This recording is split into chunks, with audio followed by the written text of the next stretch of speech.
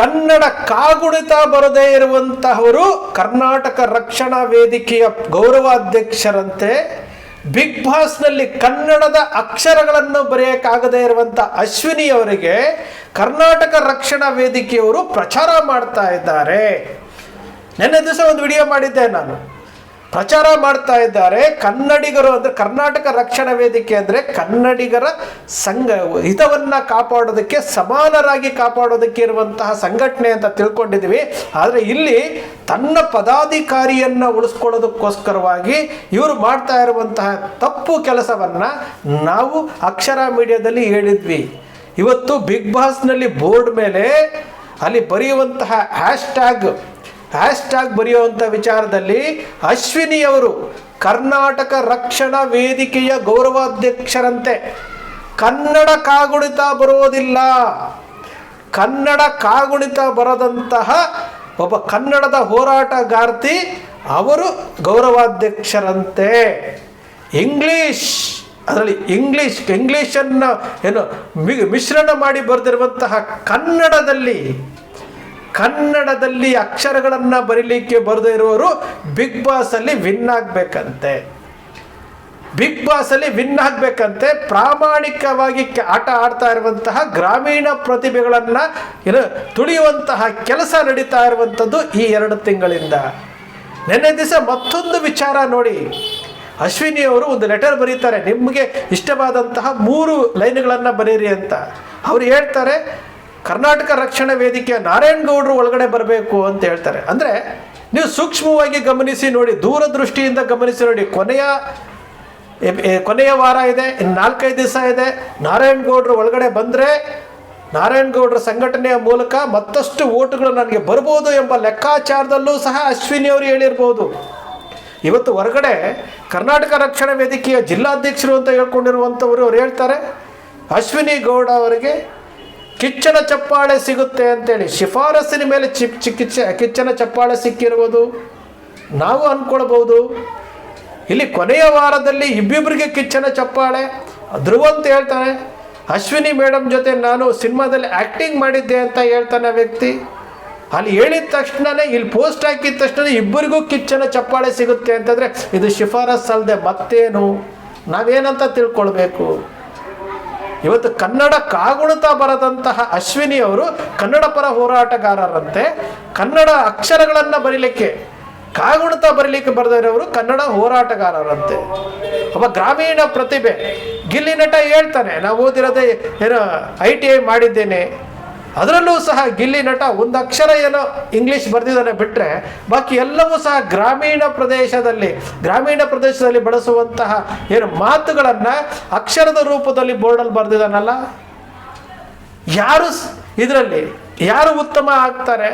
ಇಂತಹ ಪ್ರತಿಭೆಗಳಿಗೆ ಪ್ರೋತ್ಸಾಹ ಕೊಡಬೇಕಾಗಿರುವಂಥವ್ರು ಯಾರು? ಕನ್ನಡಿಗರಲ್ವಾ? ಯಾಕೆ ಈ ರೀತಿಯಾದಂತಹ ಅಡ್ಡದಾರಿ ಹಿಡಿಲಿಕ್ಕೆ ಹೋಗ್ತಾ ಇದ್ದೀರಿ? ಕರ್ನಾಟಕ ರಕ್ಷಣಾ ವೇದಿಕೆ ಅಂತಂದರೆ ಕರ್ನಾಟಕದಲ್ಲಿ ಕನ್ನಡಿಗರ ಮೇಲೆ ನಡೆಯುವಂಥ ದೌರ್ಜನ್ಯಗಳು ಕನ್ನಡಕ್ಕೆ ಧ್ವನಿಯಾಗಿದ್ದಾರೆ ಅಂತ ತಿಳ್ಕೊಂಡಿವಿ. ಅಲ್ಲಿ ಬಣಗಳು ಭಾಳಷ್ಟು ಇರ್ಬೋದು. ಆದರೆ ಕನ್ನಡ ಪರ ಹೋರಾಟಗಾರರಲ್ಲಿ ಮೊದಲ ಸ್ಥಾನ ಇರುವಂಥದ್ದು ವಾಟಾಳ್ ನಾಗರಾಜ್ ಅವರ ಕನ್ನಡ ಚಳುವಳಿ ಪಕ್ಷಕ್ಕೆ, ಮತ್ತು ಕರ್ನಾಟಕ ರಕ್ಷಣಾ ವೇದಿಕೆ ವಾಟಾಳ್ ನಾಗರಾಜ್, G. ನಾರಾಯಣ್ ಕುಮಾರ್ ಅವರು ಇದ್ದಾಗ ಅದಾದ ನಂತರ ಇವರು ಸ್ಥಾಪನೆ ಮಾಡ್ತಾರೆ. ಪ್ರವೀಣ್ ಶೆಟ್ಟಿ ಬಂಡ್ರೆ, ಶಿವರಾಮೇಗೌಡರು ಬಣ, ಆ ಬಣ ಈ ಬಣ ಅಂತೇಳಿ ನ್ಯೂಕ್ಲಿಯರ್ ಥರ ಆಗ್ತಾ ಇದೆ. ಆದರೆ ಕರ್ನಾಟಕ ರಕ್ಷಣಾ ವೇದಿಕೆ ಕನ್ನಡಿಗರ ಪರವಾಗಿ ನಿಂತ್ಕೊಂಡು ಕೆಲಸ ಮಾಡ್ತಾ ಇದೆ, ಅದಕ್ಕೆ ಹೆಮ್ಮೆ ಪಡೋಣ. ಆದರೆ ಅಲ್ಲಿ ಬಿಗ್ ಬಾಸ್ನಲ್ಲಿರುವಂಥವ್ರು ಅಷ್ಟು ಜನ ಕನ್ನಡಿಗರು, ಮುಖ್ಯವಾಗಿ ರಕ್ಷಿತಾ ಇರ್ಬೋದು, ಗಿಲ್ಲಿ ನಟ ಇರ್ಬೋದು, ರಘು ಇರ್ಬೋದು, ಇವರೆಲ್ಲರೂ ಸಹ ಪ್ರಾಮಾಣಿಕವಾಗಿ ಆಟ ಆಡ್ತಾ ಇದ್ದಾರೆ. ಅವರನ್ನು ಹೊರತುಪಡಿಸಿ ಅಶ್ವಿನಿ ಅವ್ರಿಗೆ ಗೆಲ್ಲಬೇಕು ಅಂತ ಇವರು ಮಾಡ್ತಾ ಇರುವಂಥದ್ದು. ಆ ರಕ್ಷಿತಾ ಅನ್ನೋ ಹೆಣ್ಣುಮಗಳು, ಆ ಹೆಣ್ಣುಮಗಳಿಗೆ ಮಾತೃಭಾಷೆ ತುಳು ಆದರೂ ಸಹ ಕನ್ನಡವನ್ನು ಎಷ್ಟು ಚೆನ್ನಾಗಿ ಮಾಡ್ತಾರೆ. ಮೊನ್ನೆ ಅವ್ರು ಹೇಳ್ತಾರೆ, ಕನ್ನಡದ ನಾಟಕವನ್ನು ನೋಡಬೇಕು ಅಂತಾರೆ.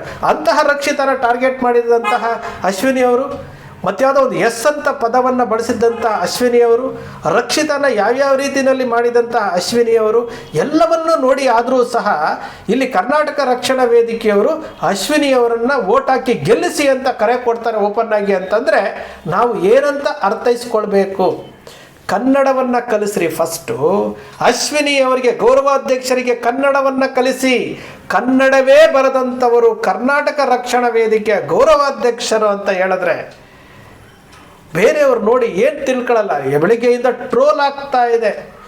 ಅವರು ಹ್ಯಾಶ್ಟ್ಯಾಗ್ ಬರೆಯೋ ಸಮಯದಲ್ಲಿ ಏನು ಇಂಗ್ಲೀಷ್, ನಾವು ನೆನ್ನೆನೂ ಹೇಳಿದ್ವಿ, ಬಿಗ್ ಬಾಸಲ್ಲಿ ಭಾಳಷ್ಟು ಇಂಗ್ಲೀಷ್ ಬಳಸ್ತಾರೆ ಇವರು, ಗಿಲ್ಲಿ ನಟ ಕನ್ನಡ ಬಳಸ್ತಾರೆ ಅಂತೇಳಿ. ಇವತ್ತು ಅವರೇ ಹೇಳ್ಬಿಟ್ಟಿದ್ದಾರೆ ಬೋರ್ಡ್ ಮೇಲೆ, ಹ್ಯಾಶ್ಟ್ಯಾಗ್ ವಿಚಾರದಲ್ಲಿ ನಾನು ಇಂಗ್ಲೀಷನ್ನು ಪ್ರೀತಿಸ್ತೇನೆ, ನನಗೆ ಕನ್ನಡ ಬರೋದೇ ಇಲ್ಲ, ಕನ್ನಡ ಕಾಗುಣಿತ ಬರೋದಿಲ್ಲ ಅಂತೇಳಿ ಆ ಬರೆದಿರುವಂತಹ 5 ಪದಗಳಲ್ಲಿ ಕಾಗುಣಿತ ತಪ್ಪು ಮಾಡ್ತಾರೆ ಅಂತಂದರೆ ಇವರೆಂತಹ ಕನ್ನಡದ ಹೋರಾಟಗಾರರು ಅಂತ ನಮ್ಮನ್ನು ನಾವೇ ಪ್ರಶ್ನೆ ಮಾಡ್ಕೊಳ್ಬೇಕಾದಂತಹ ಅನಿವಾರ್ಯತೆ. ಇದು ಕನ್ನಡದ ಬಿಗ್ ಬಾಸ್ನಲ್ಲಿ ಈ ಬಾರಿ ಗಿಲ್ಲಿ ನಟನಿಗೆ ಸಿಗ್ತಾ ಇರುವಂತಹ ಅಭೂತಪೂರ್ವ ಪ್ರಚಾರ ಇರ್ಬೋದು. ರಕ್ಷಿತಾ ಗೆಲ್ಲಬೇಕು, ರಘು ಗೆಲ್ಲಬೇಕು ಅಂತೇಳಿ ಈ 3 ಜನರ ಪ್ರತಿಭಾನ್ವಿತ ಏನು ಪ್ರತಿಭೆಗಳಿದ್ದಾರಲ್ಲ ಇವರು ಗೆಲ್ಲಬೇಕು ಅಂತೇಳಿ ಭಾಳಷ್ಟು ಜನ ಸ್ವಯಂ ಪ್ರೇರಿತವಾಗಿ ಬೈಕ್ ರ್ಯಾಲಿ ಅಂತೆ ಮತ್ತೊಂದಂತೆ ಮಾಡ್ತಾ ಇದ್ದಾರೆ. ನೆನ್ನೆ ದಿವಸ ಅವರು ಕಮೆಂಟ್ ಮಾಡಿದರು, ರಕ್ಷಿತಾ ಯಾಕೆ ಗೆಲ್ಲಬಾರ್ದು ಅಂತೇಳಿ. ರಕ್ಷಿತಾ ಆ ಹೆಣ್ಣು ಮಗಳ ಮನಸ್ಥಿತಿ ಇದೆಯಲ್ಲ, ನಿಜಕ್ಕೂ ನೆನ್ನೆ ಹೇಳ್ತಾರೆ ಅವರು, ನೆನ್ನೆ ಒಂದು ವಿಚಾರ ಹೇಳ್ತಾರೆ, ರಘು ಅವರಿಗೆ ನಾನು ಅಣ್ಣನಾಗಿ ಇರ್ತೀನಿ ಅಂತೇಳಿ ಕೈಗೆ ಒಂದು ಬಟ್ಟೆ ದಾರವನ್ನು ಕಟ್ಟುತ್ತಾರೆ. ಬಹಳ ಉತ್ತಮವಾದಂತಹ ಮನಸ್ಸಿರುವಂತಹ ರಕ್ಷಿತಾ ಇರ್ಬೋದು, ಗಿಲ್ಲಿ ನಟ ಇರ್ಬೋದು, ರಘು ಇರ್ಬೋದು, ಇವರು 3 ಜನ ಬಿಗ್ ಬಾಸಲ್ಲಿ ಪ್ರಾಮಾಣಿಕವಾಗಿ ಆಟ ಆಡ್ತಾ ಇದ್ದಾರೆ. ನಾವು ಬಿಗ್ ಬಾಸ್ನ ನೋಡೋರು ಅಲ್ಲ, ಬಿಗ್ ಬಾಸ್ನ ಬಗ್ಗೆ ನಾವು ತಲೆ ಕೆಡಿಸ್ಕೊಳ್ಳೋರು ಅಲ್ಲ. ಯಾಕೆ ಮಾನಸಿಕ ಅಸ್ವಸ್ಥರು ಅವರಿಗೋಸ್ಕರವಾಗಿ ಮಾಡಿರುವಂತಹ ಕಾರ್ಯಕ್ರಮ ಅಂತ ನೆನ್ನೆನೂ ಹೇಳಿದ್ದೆ, ಇವತ್ತು ಹೇಳ್ತಾನೆ. ಆದರೆ ಈ ಸೀಸನ್ ಯಾಕೆ ಹೇಳ್ತೀವಿ ಅಂತಂದರೆ ಗ್ರಾಮೀಣ ಪ್ರತಿಭೆಗಳಿಗೆ ಅನ್ಯಾಯ ಆಗ್ತಾ ಇದೆ ಅಂತಂದಾಗ ನಾವು ಧ್ವನಿ ಎತ್ತಬೇಕಾದಂಥದ್ದು ಅಕ್ಷರ ಮೀಡಿಯಾದ ಕರ್ತವ್ಯ ಅಂತೇಳಿ ನಾವು ಮಾತಾಡ್ತಾ ಇದ್ದೀವಿ. ಇಲ್ಲಿ ರಕ್ಷಿತಾ, ಗಿಲ್ಲಿ ನಟ, ರಘು ಇವರು 3 ಜನರ ಏನು ಅವರ ಆಟಗಳನ್ನು ನಾವು ನೋಡ್ತಾ ಇರ್ತೀವಲ್ಲ, ನೋಡಿ ಒಂದು ವಿಚಾರಕ್ಕೆ ಬರುವುದಾದರೆ ಅವರು 3 ಜನದಲ್ಲಿ ಪ್ರತಿಭೆಗಳಿದ್ದಾವೆ. ಆ ಪ್ರತಿಭೆಗಳು ಬರಬೇಕೇ ಹೊರತು ನಾವು ಕರ್ನಾಟಕ ರಕ್ಷಣಾ ವೇದಿಕೆ ಗೌರವಾಧ್ಯಕ್ಷರು ನಾವು ಏನೋ ಓಟುಗಳನ್ನು ಹಾಕಿಸ್ಬಿಡ್ತೀವಿ, ನಾವು ಹೇಳಿದ್ದೇ ಸರಿ ಅಂತ ಹೇಳುವಂಥವರಿಗೆ ಕನ್ನಡ ಕಾಗುಣಿತ ಬರೆಯೋಕ್ಕೆ ಬರೋದಿಲ್ಲ ಅಂತಂದರೆ ಇವರನ್ನು ಯಾವ ರೀತಿ ಕನ್ನಡದ ಹೋರಾಟಗಾರರ ಗೌರವಾಧ್ಯಕ್ಷರು ಅಂತ ನಾವು ಸ್ವೀಕಾರ ಮಾಡಬೇಕು? ಬಿಗ್ ಬಾಸಲ್ಲಿ ಏನಾದರೂ ಕುತಂತ್ರ ಮಾಡಿ, ಈಗ ಕಿಚ್ಚನ ಚಪ್ಪಾಳೆ ಕೊಟ್ಟರಲ್ಲ ಆ ರೀತಿ ಕುತಂತ್ರ ಮಾಡಿ ಅಶ್ವಿನಿ ಅವರನ್ನು ತೆಗೆದುಕೊಂಡು ವಿನ್ನರ್ ಅಂತ ಏನಾದರೂ ಘೋಷಣೆ ಮಾಡಿದ್ರೆ ನಿಜಕ್ಕೂ ಅದಕ್ಕಿಂತ ಆತ್ಮವಂಚನೆ ಮತ್ತೊಂದಿರೋದಿಲ್ಲ. ಸುದೀಪ್ ಅವ್ರಿಗೆ ಇಷ್ಟು ವರ್ಷ 12 ಸೀಸನ್ಗಳನ್ನು ನಡೆಸ್ಕೊಟ್ಟಿದ್ದಾರಲ್ಲ, 11 ಸೀಸನ್ಗಳನ್ನು ನಡೆಸ್ಕೊಟ್ಟಿದ್ದಾರೆ, ಅದು ಅಷ್ಟು ಲೆಕ್ಕಕ್ಕೆ ಬರಲ್ಲ. ಆದರೆ 12ನೇ ಸೀಸನಲ್ಲಿ ಇದೇನಾದರೂ ಮೋಸ ಆಯಿತು ಅಂತಂದರೆ, ಅನ್ಯಾಯ ಆಯಿತು ಅಂತಂದರೆ ಕನ್ನಡಿಗರು ಯಾವತ್ತಿಗೂ ಕ್ಷಮಿಸೋದಿಲ್ಲ. ಸುದೀಪ್ ಅವರೇ, ಇದನ್ನು ಅರ್ಥ ಮಾಡ್ಕೊಳ್ಳಿ.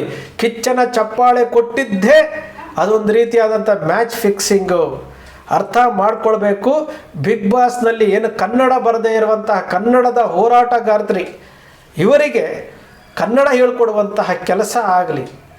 ಸ್ನೇಹಿತರೆ, ಅಕ್ಷರ ಮೀಡಿಯಾ ಅನ್ಯಾಯದ ವಿರುದ್ಧ ಧ್ವನಿ ಎತ್ತುತ್ತೆ. ಅದು ಯಾವುದೇ ವಿಚಾರ ಆಗಿರ್ಬೋದು, ಯಾವುದೇ ಕ್ಷೇತ್ರ ಆಗಿರ್ಬೋದು.